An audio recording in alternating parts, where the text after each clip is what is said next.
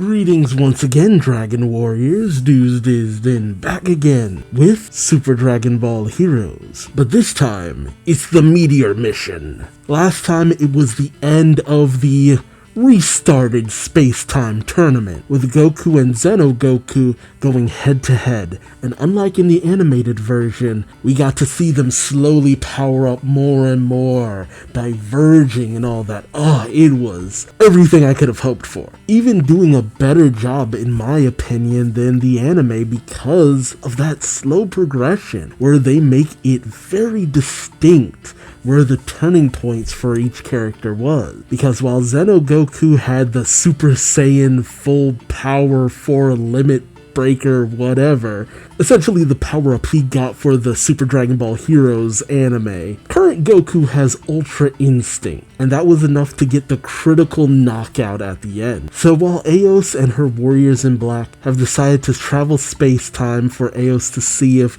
Klonoa's way of doing things actually makes sense in the long run, Xenogoku and the rest of the Time Patrollers go out on missions, while Klonoa and Trunks decide to personally take the super, as I call it, versions of Goku and the rest back to Earth. But as per usual, who knows what danger lurks just around the corner? Join me as I find out, won't you? Alright, a new arc begins. The three Saiyans gather to defeat a new evil. Super Dragon Ball Heroes Meteor Mission. We pick up in Scenic Hell, where we cut to one of the cells where we see Hearts has been imprisoned. He's approached by Lags, who we really haven't seen for quite some time. And if you'll remember, as long as you don't check out the anime, because the anime left it out, but in the game and the manga, Lags was last seen being attacked by Ozota. So Heart says, "I'm glad you've been safe, Lag." Lag smiles, saying, "Lord Hearts, it's so good to see you." But Hearts, with the ability to read hearts, pauses for a moment. He stares down Lag and questions, "Who the hell are you?" And suddenly, a third eye opens up on Lag, and a mysterious laugh going, "Ho ho ho, Santa?" We then cut to the Supreme Kai's place. Someone's contacting Klonoa saying, "Lady Supreme Kai of Time, is something wrong?" "What? Something unusual in the history?"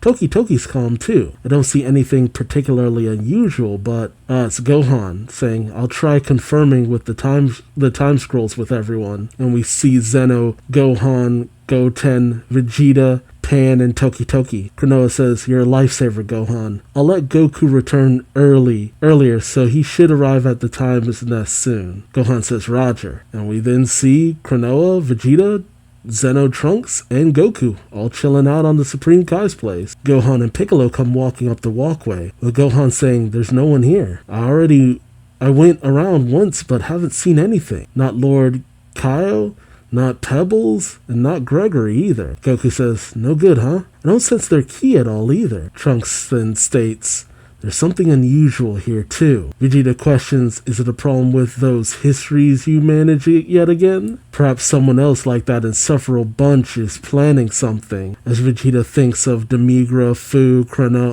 Eos. And it has been one thing after another in this time frame, because, man, these story arcs just happen back to back to back to back. Klonoa thinks and says, "There doesn't seem to be any anomalies here right now." Gohan chimes in saying, "It doesn't seem to be something we'll resolve so quickly either. Lord Kai's whereabouts either, moreover. Why is the Earth like that?" And we see a odd image that almost looks like the moon crashing into some kind of barrier around the Earth. The heck? That's different. Goku pauses and says, "And here I thought I heard a bunch of stuff coming from Lord Kai if I came here.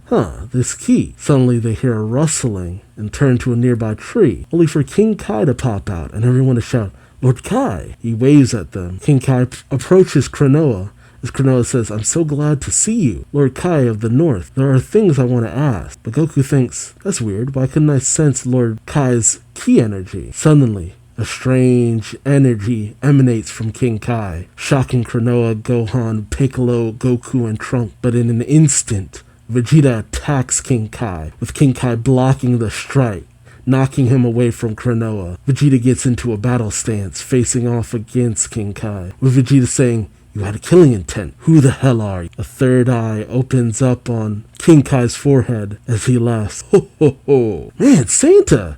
Jeez, are there so many naughty children you gotta do stuff like this? And suddenly the visage of King Kai melts away and he transforms into Majin Ozoto, who this timeline's characters have never faced off again. Ozoto tries to go in with his claws to strike at Vegeta, but his hand is stopped by Piccolo, actually remembering to use his stretchy arm. As Vegeta jumps back, Piccolo questions, "We ask who the hell you are. Answer us." The being names himself saying, "I am Ozoto." Suddenly spikes jut out of Ozoto's shoulder, ripping off Piccolo's arm. Oh, glass spikes. As Vegeta questions, "Lags?" Gohan worries about Piccolo crying out for him, but Piccolo says, "I'm good." Piccolo then goes to exert some force to regrow his arm, and a new hand pops right back out. Ozoto observes this and goes, "Oh, a body that can stretch and regenerate limbs? How wonderful. I shall take that power," he says as he raises his hand. Ooh, summoning a Destructo Disc. Piccolo is shocked, saying, "Destructo Disc?" He then pushes Gohan back, saying, "Gohan, move," as the Destructo Disc slices through Piccolo's leg.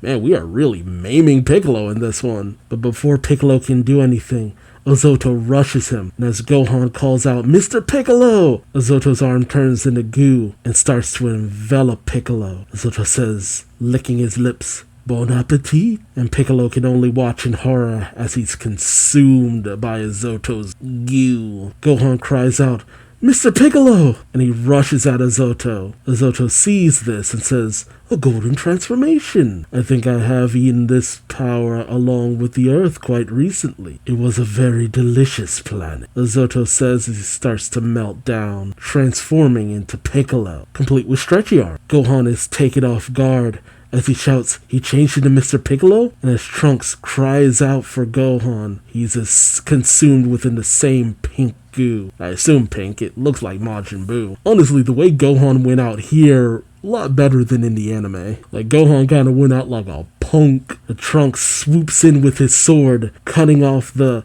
image of Piccolo that Ozoto has formed, arm, whatever. But Trunks is shocked as it seemingly has no effect, like most of his sword moves don't really seem to. And as the visage of Piccolo transforms back into Ozoto, he says, "You were too late. I have already swallowed him. I just wanted to test, so I let you cut something off. Oh, this hurts so much. But it is a convenient ability, but I cannot use it too many times," Ozoto says as he regrows his arm, much like Piccolo. He then tries to consume Trunks, saying, "A red transformation. I have not eaten that yet." I didn't even notice Trunks was in God form.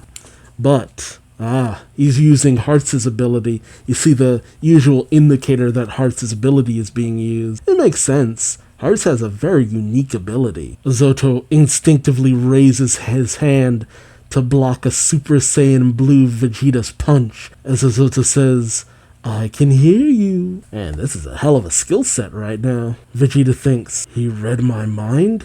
That's Hearts' ability. So you absorb others and copy their abilities, you bastard." Ozoto says, "Ho ho ho, correct. Now I shall take that blue transformation too." He wants all the colors. He absorbs Santa too. Ozoto then goes to try to consume Vegeta. Trunks calls out to him, as Kranoa says, "Run, Vegeta!" But suddenly energy sparks. As Vegeta says, "Run? Who the hell do you think I am?" As Vegeta activates his blue berserker mode to knock back Ozoto's absorbing goo. Ozoto smiles, saying, "Oh, he repelled me with his ki." Suddenly Goku calls out in blue form, "Y'all stand back," as he charges up a Kamehameha and fires it off at Ozoto. Jeez, seemingly utterly vaporizing it and a good chunk of King Kai's planet. Yeah, King Kai's gotta be mad about that. Kranoa then calls out, "Just hold on. You idiot, why did you blow him to pieces like that? We still haven't gotten any information out of him." Goku,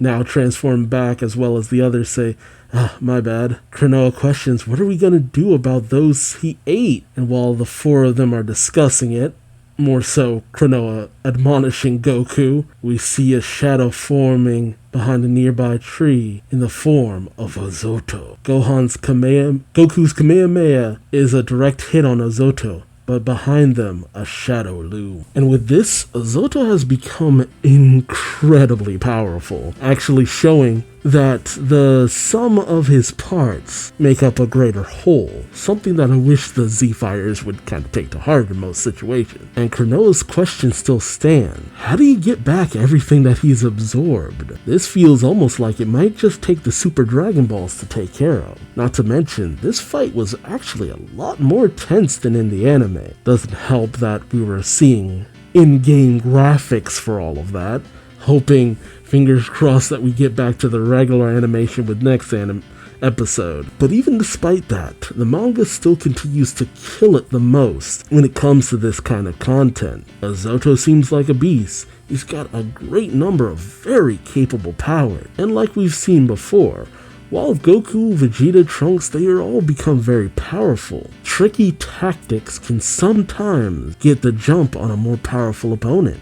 If they slip up too much, Ozoto might be unstoppable. So how do you think our heroes will manage to win the day? Are there any allies left to challenge Ozoto? And how do you take down someone who seems to have already absorbed the best and brightest? Like, comment, subscribe, and let me know in the comment section below. And until next time, I've been Duuz-Diz-Din. Thanks so much for watching, and hope to see you later. Till then, bye-bye.